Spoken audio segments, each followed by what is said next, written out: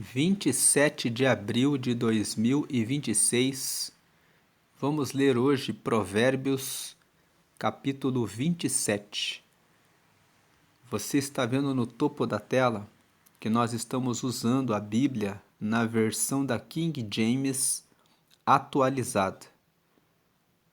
E Provérbios, capítulo 27, nessa versão da Bíblia, tem esse título: As várias expressões da sabedoria. Então, são várias formas como nós podemos perceber a sabedoria. Uma pergunta: você já pensou a respeito da sua vida financeira para o futuro? Será que Provérbios fala sobre vida financeira no futuro? Provérbios, capítulo 27, mostra que Deus fala a respeito de vida financeira no futuro. Vamos ler aqui a parte final de Provérbios 27. Indo aqui no final, nós vamos ler do versículo 23 até o último versículo, que é o versículo 27. Veja o que Provérbios, no capítulo 27, nos fala no versículo 23 ao 27.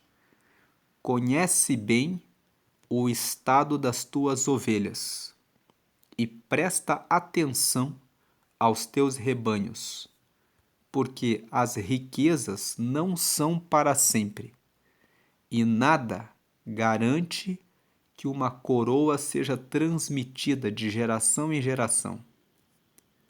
Quando o feno for cortado, surgirem novos brotos e o capim das colinas for apanhado, as ovelhas te fornecerão lã para as tuas roupas, e poderás comprar mais terras com a venda de teus cabritos.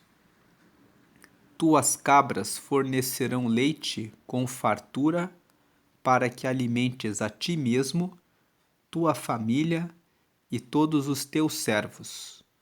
Nós vemos da leitura desses versículos que existe uma orientação. Conhece bem o estado das tuas ovelhas. Conhecer bem o estado das tuas ovelhas significa saber detalhadamente como estão as coisas que você tem, que você administra, que você tem conquistado até aqui. Conheça bem a sua condição financeira, os recursos que você tem e cuide bem. Presta atenção aos teus rebanhos. Por quê? O versículo 24 responde: porque as riquezas não são para sempre. Se você não fizer a administração, se você não cuidar bem do que você ganha hoje, se você não faz um planejamento financeiro, no futuro você pode passar por dificuldades. Então você vê aqui, porque as riquezas não são para sempre, e nada garante que uma coroa seja transmitida de geração em geração. Nada garante que uma posição favorecida, coroa, quem usa coroa é rei. Quem é rei está numa condição boa, numa condição favorável, numa condição de prosperidade. Então ele está dizendo, porque as riquezas não são para sempre e nada garante que uma coroa, uma posição de rei, uma posição de rainha, uma posição que hoje é muito favorável, seja transmitida de geração em geração. Nada garante. Existem várias circunstâncias ao longo dos anos que exigem atenção em relação à gestão, gerenciamento, administração dos recursos que se tem. Então ele fala: cuide bem do estado das tuas ovelhas e presta atenção aos teus rebanhos. Aí o versículo 25: quando o feno for cortado, surgirem novos brotos, e o capim das colinas for apanhado, as ovelhas te fornecerão a lã para as tuas roupas. As ovelhas fala a respeito de um tipo de renda. E você poderá comprar mais terras com a venda de teus cabritos. Ele está dizendo aqui: procure adquirir novas terras.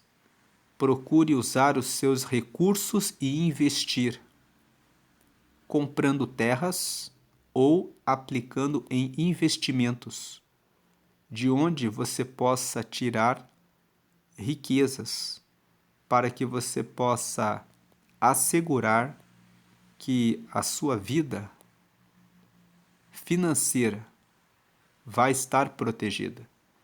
E o versículo 27, aí você tem as tuas cabras, que fornecerão leite com fartura, para que alimentes a ti mesmo, tua família e todos os teus servos.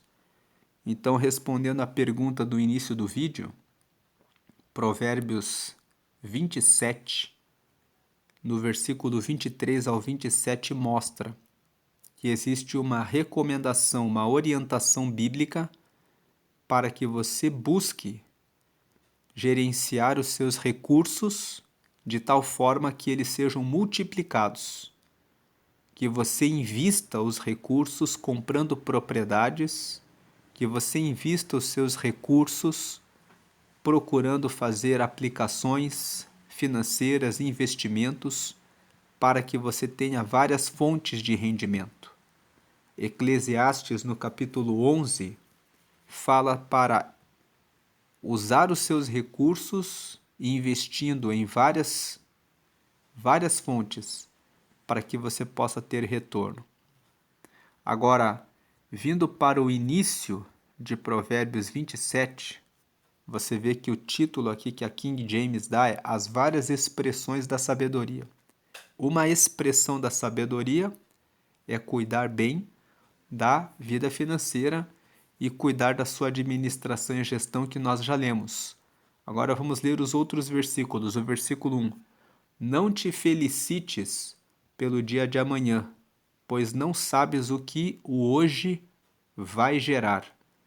O versículo 1 está dizendo para não contar vantagem a respeito do dia de amanhã. Fala para não ser presunçoso. Não ser aquela pessoa que diz, amanhã eu vou fazer isso e vai acontecer isso, isso e isso. Mas no lugar de dizer isso, você deve dizer, amanhã temos isso como objetivo e se Deus permitir, tudo correrá bem e nós colheremos isso. Lá em Tiago, no capítulo 4, nos versículos 13 a seguir, a Bíblia fala que todo aquele que diz amanhã vamos para a cidade e negociaremos é arrogante. Em lugar de dizer isso, devemos dizer, se o Senhor permitir, negociaremos, compraremos e faremos. Porque nós não sabemos do dia de amanhã. Quem sabe do dia de amanhã é Deus. Podemos criar planos e pensar, amanhã nós vamos à cidade para comprar isso e vender aquilo. Mas se o Senhor permitir. Versículo 2. Seja outra pessoa quem te elogie, e não a tua boca. Um estranho, e não tuas próprias palavras. Uma pessoa que fica se elogiando, batendo no peito, achando que é a melhor pessoa para fazer aquele negócio, pode ficar míope, pode não ver bem as suas fraquezas, os seus erros e aquilo em que ela deve melhorar. Então que o elogio venha de outro, porque quando o elogio vem do outro, o outro mostra que você, com aquilo que você fez, gerou um valor, gerou algo que transformou a vida daquela pessoa que está elogiando. Quando uma pessoa se elogia, ela pode estar enganada a respeito do que está vendo sobre si mesma. Então, o verso 2 diz: tome cuidado quando você se elogia, que seja uma outra pessoa, que seja um estranho, para que você não caia no orgulho, nem no erro de pensar que tudo está certo e perca a chance de se aperfeiçoar, crescer e melhorar. Versículo 3: a pedra é pesada e a areia um fardo, mas a irritação provocada pelo temperamento incontrolável dos insensatos é muito superior às duas juntas. Pedra é pesada, areia é um fardo. Quem se irrita porque tem um temperamento incontrolável é mais pesado do que a pedra e a areia juntas. Então esse versículo 3 está dizendo que a pessoa que tem uma ira incontrolável pode ferir e pode machucar muitas pessoas. Da mesma forma que se você pega a pedra e atira em alguém, você fere. Da mesma forma como se você junta um saco de areia e lança sobre alguém, você pode machucar. A irritação, quando ela é provocada por um temperamento incontrolável, ela pode gerar um dano terrível sobre as outras pessoas, sobre as pessoas à volta. O verso 3 está dizendo: tome cautela. Você se irrita com facilidade. Você tem pavio curto. Não podem dizer nada e você já se irrita. Quando você se irrita, o que você fala? Quando você se irrita, o que você faz? Pense naquilo que você faz, naquilo que você fala e nos impactos que isso gera para as pessoas ao seu redor.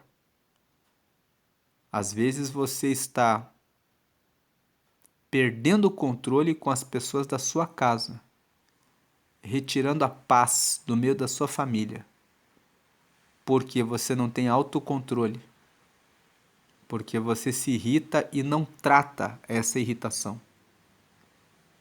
Então, trate a irritação. Por que você se irrita tão facilmente? E por que você perde o controle a ponto de trazer um mal para as pessoas à sua volta? Verso 4: o furor é cruel e a ira destruidora, mas quem resistirá diante do ciúme? Quando uma pessoa está com fúria, ela pode ser cruel. Quando uma pessoa está com ira, ela pode destruir.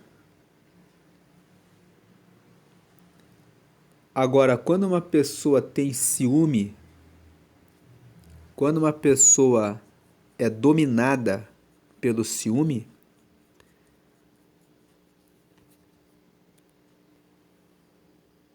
ela fica com aquele sentimento o tempo todo. Ela leva aquilo o tempo todo com ela. A pessoa que tem ciúme, ela fica o tempo todo pensando na pessoa de quem ela tem ciúme. Ela fica o tempo todo maquinando. Uma pessoa que tem fúria e uma pessoa que tem ira, ela pode ser cruel, ela pode ser destruidora, mas ela, quando dispara a sua fúria e a sua ira, aquela fúria, aquela ira passa. Ela não carrega mais aquela crueldade, aquela vontade de destruição. E a fúria e a ira são coisas que são passageiras. Agora, o ciúme algo que persiste. O que o versículo 4 está dizendo é que você pode pensar que o ciúme não é nada. Você pode pensar que o ciúme é algo que não precisa prestar atenção e tratar ele. Mas o ciúme, ele vai destruindo vagarosamente e vai corrompendo os relacionamentos. Então, quando ele fala assim, o furor é cruel. Uma pessoa com fúria pode ser cruel no momento. A ira é destruidora, mas quem resistirá? Resistirá ao tempo da incomodação do ciumento. Resistirá ao tempo da perturbação do ciumento. Porque o ciumento fica ali, o tempo todo voltando naquele assunto, incomodando, perturbando. Quem resiste a essa perturbação? Essa versão da Bíblia aqui, que é a King James, usa a palavra ciúme. Mas se você for na NVI, a nova versão internacional, se você for na NTLH, a nova tradução da linguagem de hoje, e se você for na Almeida, revista e corrigida, todas essas Bíblias falam nesse versículo sobre a palavra inveja. Então o versículo é: quem resistirá à inveja? Essa versão da King James atualizada usou a palavra ciúme. Então, ciúme parece que está mais ligado a uma questão de relacionamento conjugal ou a uma questão dos filhos. É uma coisa mais pessoal, mais ligada à questão afetiva. Agora, a inveja, que é a palavra que é usada nas outras Bíblias, já fala a respeito de um sentimento de comparação com relação ao que o outro tem. Nós sempre comentamos, quando meditamos em Provérbios, que a inveja ela vai destruindo o invejoso aos poucos, porque ele fica o tempo todo carregando aquele sentimento, se comparando com a pessoa que ele está invejando, que ela está invejando, e o invejoso acaba perdendo muito tempo da vida, porque ao invés dele focar em si próprio, naquilo que ele pode fazer para mudar a sua vida, ele fica o tempo todo com o coração lembrando da felicidade, da alegria do outro e carregando aquele desejo, ora de destruição do outro, por mais que o invejoso não tenha clareza disso. Eu quero que ele não tenha. Quando ele fica com aquele sentimento, por que ele tem, por que eu não consigo ter, isso já é uma forma de se dizer que o invejoso quer é que o outro não tenha, porque o outro não merece, porque o outro não deveria estar ali, ou o invejoso fica com aquele sentimento de injustiça. Mas eu luto, eu não consigo. Então o invejoso, quem resistirá diante da inveja? Quem pode suportar? Quem resiste viver ao lado de um invejoso? O invejoso ele fica inquieto, fica lançando provocações. Mas foi sorte, né? Foi sorte. Se não fosse sorte, você não estava aí. Deus foi muito bom com você, né? E o invejoso não reconhece o mérito, o esforço, a dedicação, o empenho da pessoa que conquista, da pessoa que consegue os seus resultados. O invejoso não reconhece o quanto a pessoa se esforça, o quanto ela se dedica.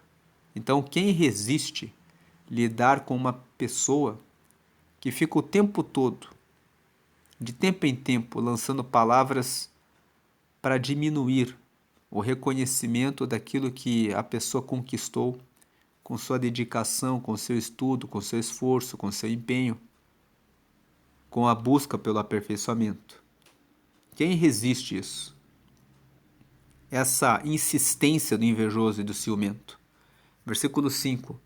Melhor é a reprimenda feita com franqueza do que o amor não revelado.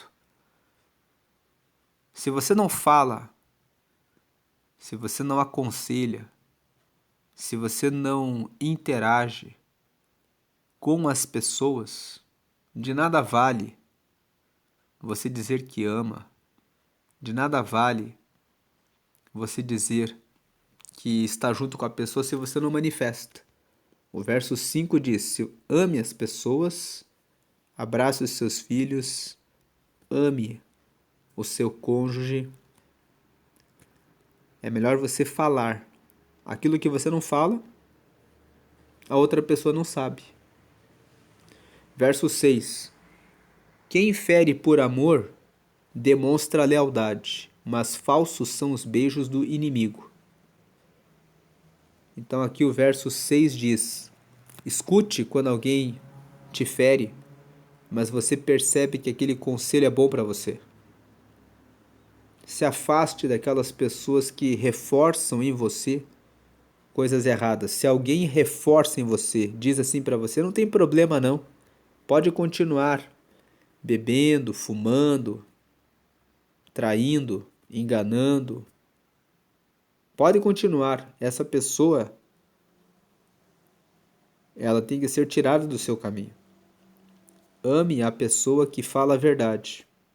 A pessoa que fala a verdade para você é a pessoa que de fato quer o seu bem. É a pessoa que quer o seu bem. Versículo 7. Quem está satisfeito despreza o mel, mas para quem tem fome até o amargo é saboroso. O verso 7 fala: seja grato por tudo que você tem. Honre a Deus, agradeça por tudo que você tem. Valorize o que você tem. Verso 8. Como ave vagando longe do ninho, assim é o homem perambulando longe do lar. Então uma ave que voa longe do seu ninho fica perdida, não sabe a direção. O homem que perambula longe do seu lar, longe das pessoas que ama, longe da sua família, ele é uma pessoa perdida, o versículo 8 diz. Para que o versículo 8 está aqui? Para dizer: não seja uma pessoa perdida. Não se afaste do seu lar. O seu lar merece o seu cuidado. Existem pessoas que amam você, que se preocupam com você. Não fique pensando que você não tem valor. As pessoas da sua casa, da sua família, são pessoas que revelam o quanto você é importante para elas. Mesmo quando existem discussões que acontecem dentro de casa, isso não é motivo para que você saia da sua casa e fique perambulando por aí. Se existem alguns desajustes, então é para que você converse com as pessoas, cresça na forma de se relacionar com elas e cuide da sua casa. Versículo 9. Perfume e incenso promovem alegria no coração. O conselho sincero de um amigo dá encorajamento para viver. Perfume e incenso trazem bom cheiro. No lugar em que existe um bom cheiro, nós temos vontade, temos prazer, temos alegria de estar ali. Então o perfume e o incenso promovem alegria no coração.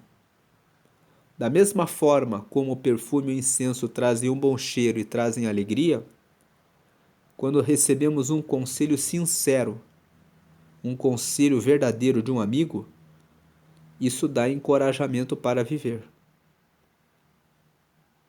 O verso 9 está dizendo: se o seu amigo, seu familiar, seu parente está querendo desanimar, o conselho que você dá, a palavra amiga que você dá, pode trazer coragem, pode trazer alegria, pode revigorar a pessoa que está desfalecendo.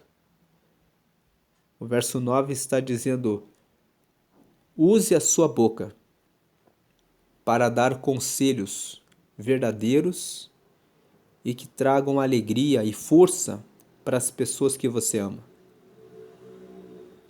Faça isso. Versículo 10. Não abandones o teu amigo, tampouco o amigo do teu pai, nem vás à casa do teu irmão no teu dia atribulado. Mais vale o vizinho próximo do que o irmão distante. O verso 10 está dizendo: valorize os amigos. Valorize os seus amigos, não abandones o teu amigo, e valorize os amigos da família, tampouco o amigo do teu pai, ou seja, aqueles amigos antigos que são amigos da família. Valorize os amigos. E no momento em que você passar por situações difíceis, não fale com o irmão que está longe. Porque esse vizinho que está perto, ele pode ajudar você e você não precisa preocupar o seu irmão que está distante. Versículo 11. Filho meu, sê sábio, assim eu encontrarei a felicidade e saberei dar uma boa resposta a quem me criticar. Então, o versículo 11 está dizendo: você que é filho, viva uma vida correta, uma vida justa, uma vida boa, para que os seus pais possam ter a alegria de falar bem a seu respeito e que ninguém possa criticar você como filho, como filha, para os seus pais. Versículo 12. A pessoa perspicaz percebe o perigo e busca refúgio. O incauto, ou seja, o desavisado, segue adiante e sofre todas as consequências. Então, a pessoa que é perspicaz, a pessoa que é sábia, a pessoa que é inteligente, a pessoa que cuida bem da sua vida, ela percebe o perigo e ela busca refúgio, ela não passa. Agora, o desavisado, o incauto, ele segue adiante e sofre todas as consequências. Então, o sábio, ele percebe o perigo de não recolher os impostos de forma correta e ele busca refúgio, pagando os tributos de forma correta. A pessoa sábia percebe que o seu negócio tem vários empregados, vários colaboradores. Então ela registra todos eles e paga os direitos trabalhistas, porque ela percebe o perigo de perder o negócio com indenizações trabalhistas. E ela busca o refúgio fazendo a coisa certa. A pessoa que é sábia percebe o perigo de se envolver com uma pessoa leviana, que não tem compromisso com Deus, que tem pensamentos tortos.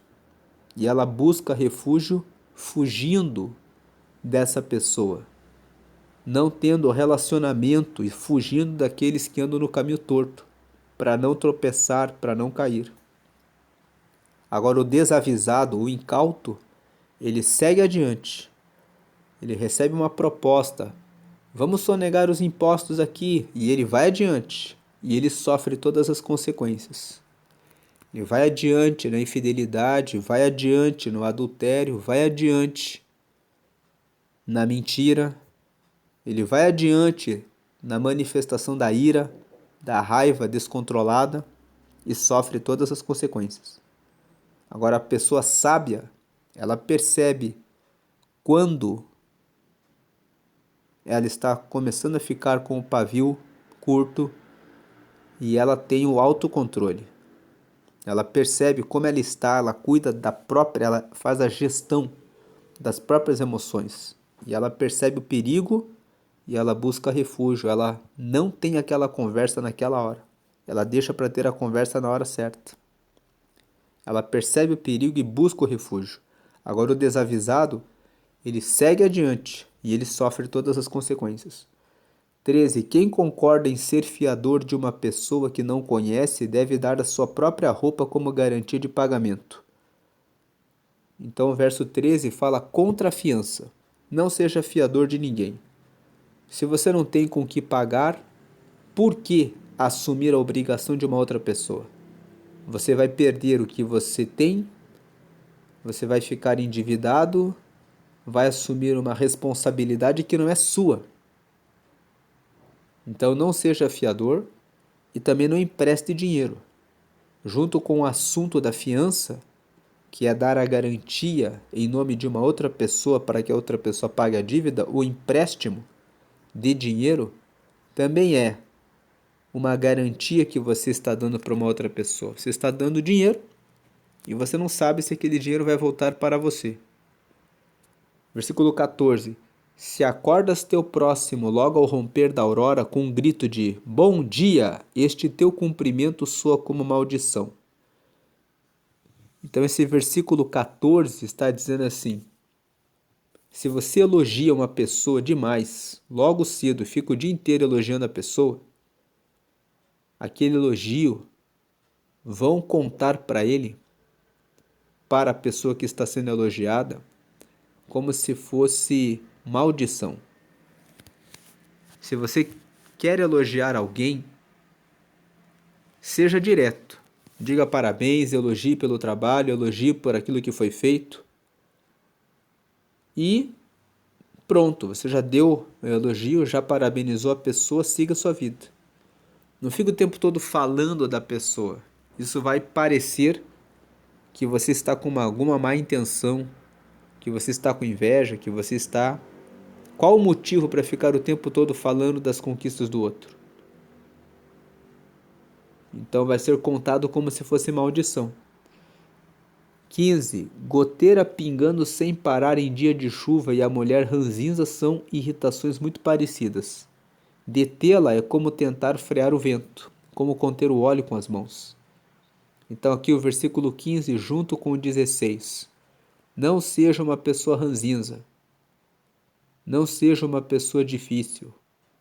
Procure ser uma pessoa mais tranquila. Versículo 17. Assim como o ferro afia o próprio ferro, as pessoas aprendem umas com as outras.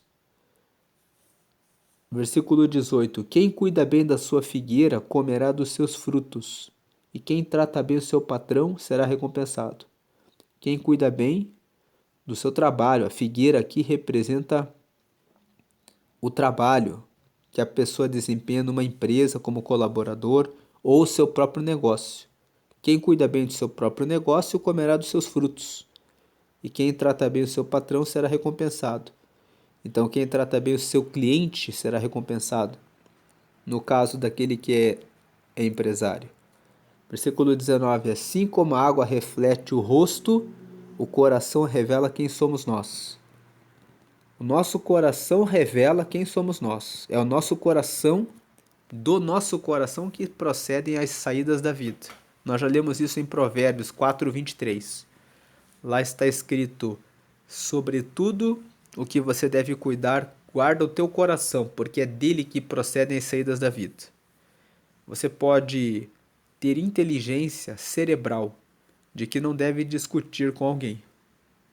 Mas se o seu coração está emocionado, com raiva, com ira, com mágoa, as pessoas tendem a responder, mesmo sabendo racionalmente que não deveriam responder aquela ofensa. Mas as pessoas elas reagem com a emoção, com o coração. E o versículo 19 está dizendo que é perigoso você tomar a decisão com o coração que não é tratado, que não está aberto somente para Deus. Verso 20. O Sheol e o Abaddon são insaciáveis, assim como nunca se fartam os olhos da humanidade. Então aqui o versículo 20, na verdade, fala sobre a morte. A morte e a sepultura. A morte e a sepultura são insaciáveis. Sempre tem espaço para mais um. Assim como nunca se fartam os olhos da humanidade. A humanidade anda cheia de cobiça. As pessoas vivem cheias de cobiça. Agora o 21. O crisol é para a prata e o forno é para o ouro, mas o que prova o ser humano são os elogios que recebe. Para purificar a prata você usa o crisol, para purificar o ouro você usa o forno, e para purificar alguém da arrogância e do orgulho, você elogia a pessoa e vê como ela reage. Pessoa orgulhosa, ela pensa que merece os elogios.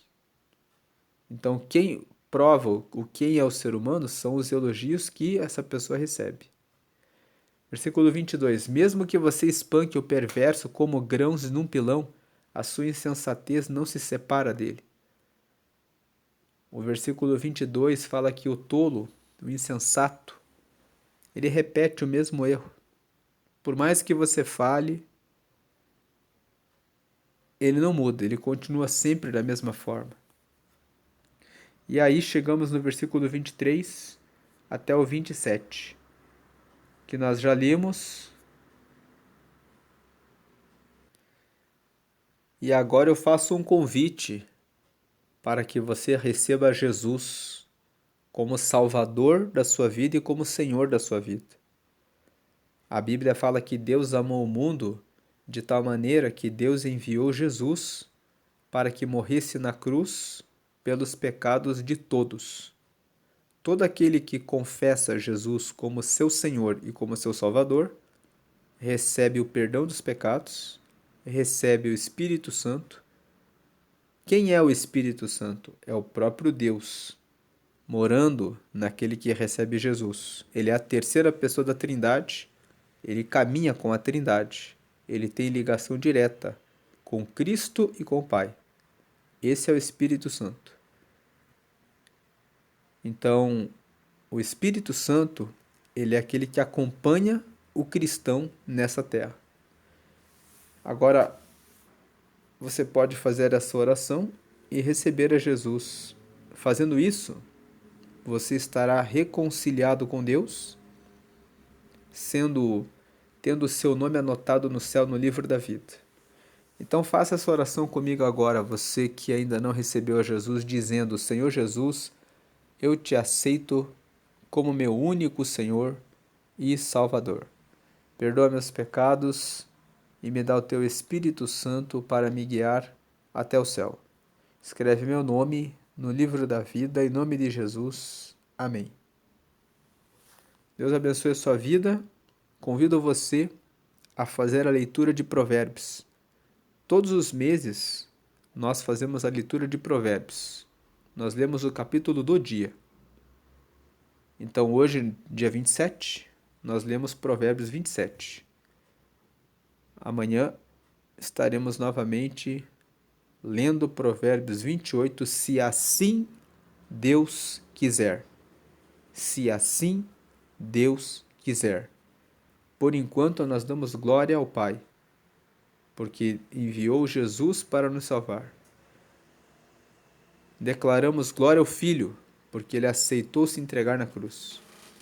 E declaramos glória ao Espírito Santo, porque ele nos acompanha e revela para nós a vontade e a direção de Deus em todo o tempo. Deus abençoe a sua vida grandemente. Amém, amém.